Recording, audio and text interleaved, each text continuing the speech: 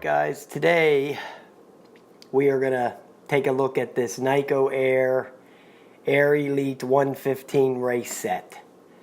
Now, I'm not unpacking this whole thing because I'm giving this to somebody. I just want to test out the quadcopter part.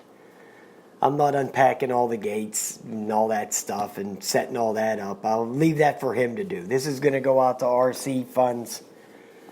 So, I think his name's John, but I'm going to let him do all that. All I want to do is check out the quadcopter. Okay, so there's the box.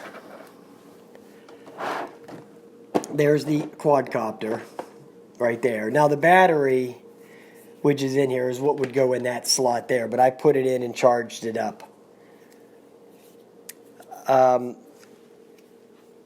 It has a pretty big halo on it, so the kiddies could probably really crack this thing up a lot and probably wouldn't hurt anything. I'm just going to leave it on. I'm not going to take this thing apart. I'll let him do it if he wants to. There's the charge port there. Right there's the charge port, and there's the USB cable for that. They give you a set of spare props. Here's the transmitter. The batteries go in here in the back. It has 3 different modes. It has novice, amateur, and professional. I'm leaving it on the amateur, the middle one, because I'm not a pro at anything. There's an A and B button here. I think that's for takeoff and landing. And then over here are some flips and stunts. It has these stunts that you can do with it. One of them where the thing will spin around and like that, and then one of them it'll flop around there. But I just want to take it off and fly it around a little bit. The manual is very detailed.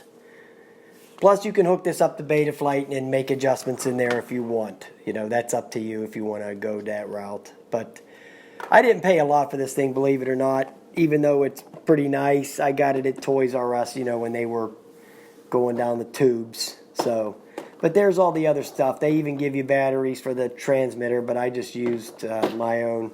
I'll just leave them in there for him.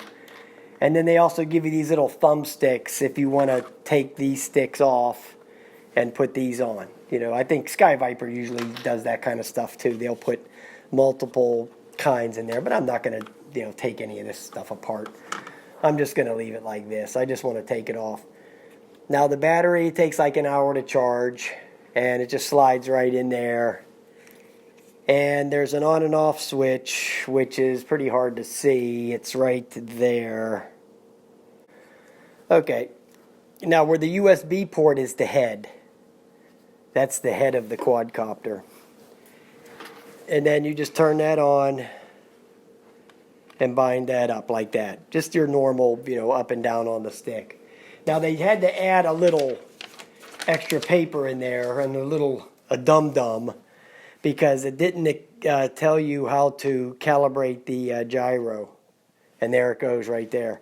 You go down and in on the sticks, and that'll calibrate the gyro. And you have to do that with this thing, because I took it off in that back room a couple of times, and it was, you know, going all over the place, and I was wondering what the heck. And then I looked at this and found this extra paper that was in there that explains that in there to you. It's right down here at the bottom, because this part is not in the full manual. They had to put that little extra piece of paper in there. So you just hit the, I guess that would be the B button there to, yeah, it's not allowed to take off. See if that one does the landing too. Yes, it does. And the controller, it vibrates whenever you hit these buttons. So it has like a little vibration thing in there. Yeah, it flies nice, man. Now I don't even have it in the top rate. It has 3 speeds. We'll check the 3rd speed. We'll check the pitch out on that.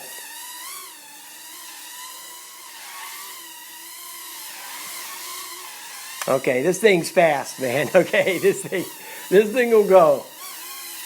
I bet you if you took this outside, took those prop guards off, this thing would probably be pretty cool.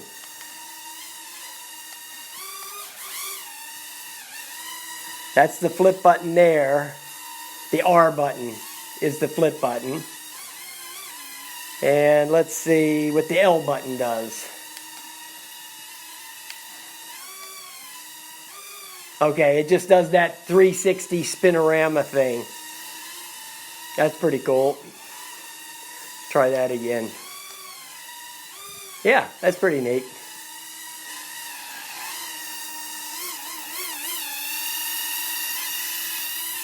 Okay, let's try the L2.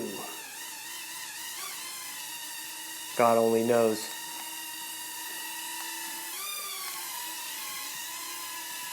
Oh, it just like auto flies.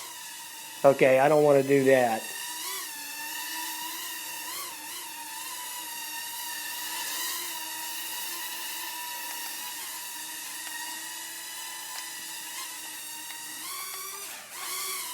Yeah, it does pretty good flips, man.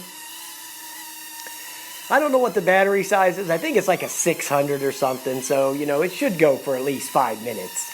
You know, you would think.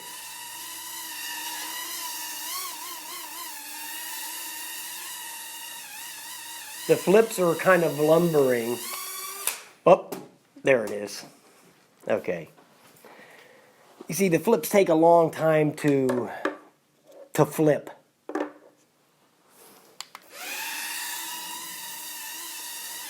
This thing's basically indestructible because it's, you know, got that halo on there, so you're not going to be able to tear it up at all. As you see, it just took right back off and it's fine, so. I like crashing. Especially something that's not mine. Here, John, we crash it up for you. So I'm going to send this out this week. I'm not sure what day that I'm going to get over there to the post office, but it'll be this week. Now, if these buttons, they do other things too in the other modes. I tried this amateur mode or the novice mode, and I didn't like it because it kind of like flies by itself.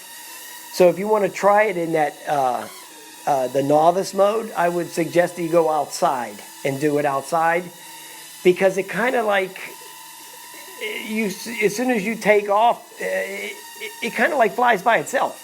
You know, so you have to have room because it's going to go over here and over there, and you know, so you got to have room for it so you won't crash into stuff. But this thing's extremely stable, as you can tell.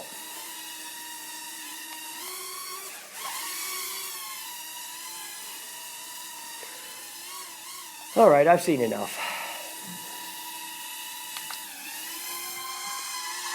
Looks good to me, man. I'm impressed. All right, guys, there was a quick look of the Nikko Air Elite 115. So I'm not even going to charge the battery back up for him. He's going to have to do that on his own. What I did notice about the battery, to get the battery out, you got to lift up this little trap door thing and pull it out.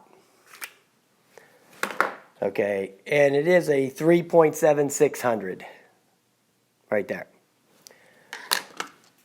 And I'm going to turn the controller off. So that's it.